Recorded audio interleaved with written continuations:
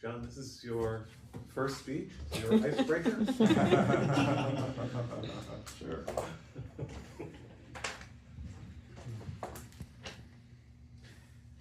So we sit here today in a Toastmasters meeting, and Toastmasters, of course, is an organization that's existed for over 100 years. And for a majority of that time frame, it has grown consistently. But ever since COVID time frame, it's actually been a big shift.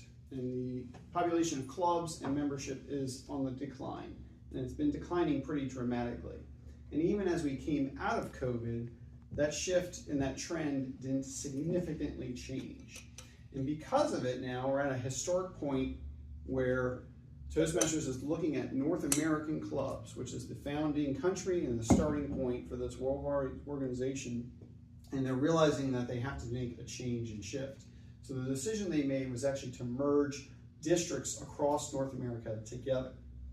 Now, whether or not you agree with this, it was a cost-saving measure and a measure supposed to be to support this organization to kind of build going forward. My personal belief is in the first year of this merge, we're actually going to end up having a pretty significant loss of clubs because each district tends to have a lot of clubs that are just barely hanging on. And in the merging of two districts, the overwhelmingness of trying to put all those pieces together and keep all the plates spinning is going to allow a lot of these clubs to dissipate and fall off. So I think it might actually accelerate the decline of the organization and put us in further risk. So what do we do about this?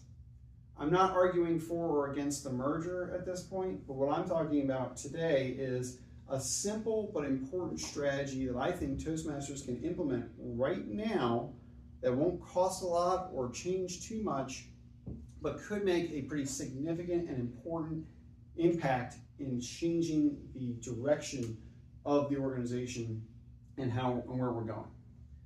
Now, for you here at the club level, this might be a little over your heads, but I think it's still important and it's still a valuable thought process.